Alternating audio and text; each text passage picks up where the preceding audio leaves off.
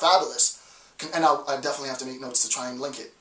Pop culture reference. Well, this is great, right? This is great. Also, quick side note: don't confuse the laughing, because Anderson is apparently always laughing, which is great. But don't confuse this. I think it was Depardieu. Not that laughing bit. He had an interview with a journalist, and he started laughing with her. That one, you know, is a different laughing event. All right. So, ideas, handshakes, hugs, kisses, all indications that there is a level of rapport. Look, I'm hip hop. I can't help it, and I totally forgot the name of the track because that track's pretty old. Jay-Z and Memphis Bleek do a track, and basically the idea between and someone in the comments tell me what the name of the track was. I forget. If you're watching and you know, but Jay-Z does a track with Memphis Bleek, and you know Memphis Bleek on the track, he is an underling, if you will, to Jay, who's like the boss, and Memphis Bleek in the verse says, like, you know, his idea. It's a great narrative discourse. I could actually teach the verse itself, like in lecture, and I might get back into philosophy of hip hop. But Memphis Bleek says, you know, his judgment was cloudy because he had hypothetically been smoking marijuana. Jay-Z, as this character, as this persona in the narrative of the verse, approaches him, and it's the coolest bit in hip hop. I mean, hip hop teaches so much. It's like Jay-Z it's called sizing.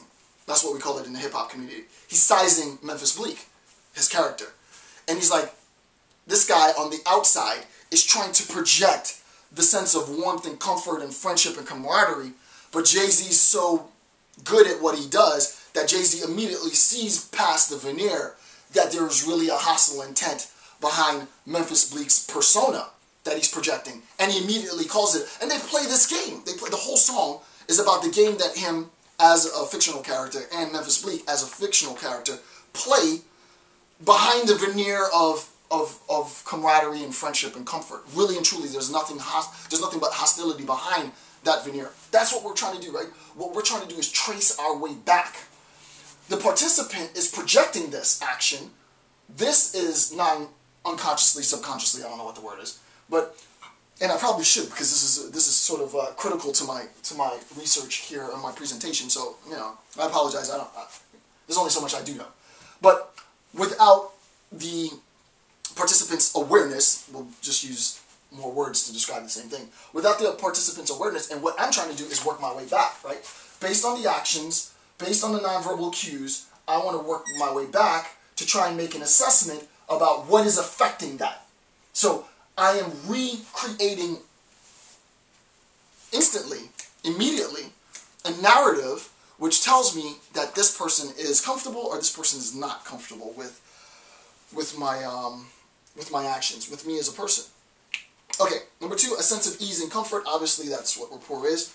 Rapport is this connection, the connection between myself and the participant, and where the participant is more comfortable, the participant will give me greater insight into who they really are. If it's the narrative that I want, if it's the story that I want, then I'm going to get a really good story. Hey, I usually get the regular cliche questions, how does it feel to be this? How do you do that? When did you do this? What's your favorite album? What's your favorite book? What's your favorite this? Blah, blah, blah. You came with something else. I feel more comfortable. Let me tell you a story I've never told anyone before. If you're a journalist, that's what you want. I want the story that is going to be the first time. For the first time, Mary J. Blige tells blah, blah, blah. Okay, that's the story I want, right? Because in a sense, it reflects back to the skill of the journalist. Similarly, with respect to research, I want an opportunity for the participant to have such a sense of rapport, such a sense of comfort with me, that the participant is willing to say, hey, I didn't think I was going to share this, and that's when you really tune in. Because that's what you want, right? I didn't really think I was going to share this, but, let me, I can't believe I'm telling you this right now. But those are cues. Now, that's a verbal cue, right? But those verbal cues, guaranteed, were oh my goodness, Jason, what's the word? Preempted, not preempted. Those verbal cues were preceded by behavioral cues, right? Those behavioral cues, in a sense, compounded, built up, and led me to say an actual verbal indicator. Hey, I can't really believe that I'm telling you this right now, but, I feel comfortable with you. Let me disclose X, right? And again, as I said in the interview which I'll find, and I'll put this in my notes so I don't forget, I'll put Anderson here. Which, by the way, is the name of my nephew.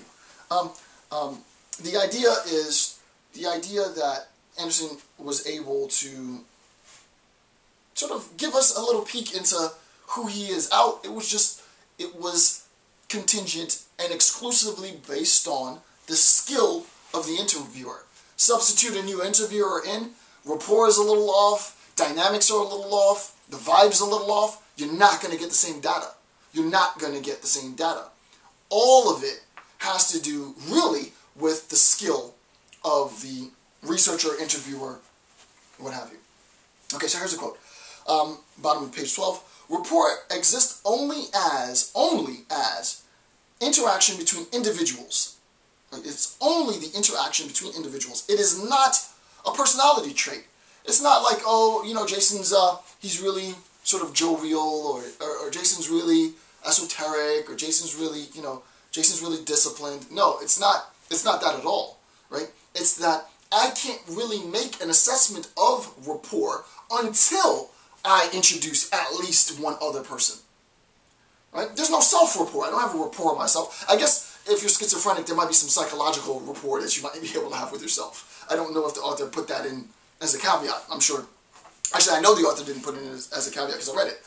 But the idea is, in order to talk about meaningfully rapport, I need at least one other person. That's all that's being said here. So the idea is, and this specific citation comes from what I thought was an amazing text. The Nature of Rapport and Its Nonverbal Correlates is the name of the article that this came out of. Psychological Inquiry. I have all the citation information at the bottom in case you want to check this out yourself. Okay, so rapport exists only as interaction between individuals. It is not a personality trait. Individuals experience rapport. It's an important point. Right? Individuals experience rapport as a result of a combination of qualities that emerge from each individual during interaction. Now, if we want to take this relationship and describe sort of visually what this means, the first thing that we recognize, right, is that the sense of rapport between the researcher and the participant, the sense of rapport, as they said, individuals experience rapport, right? It is not a personality trait, right? So rapport is an experience, right? I have the experience.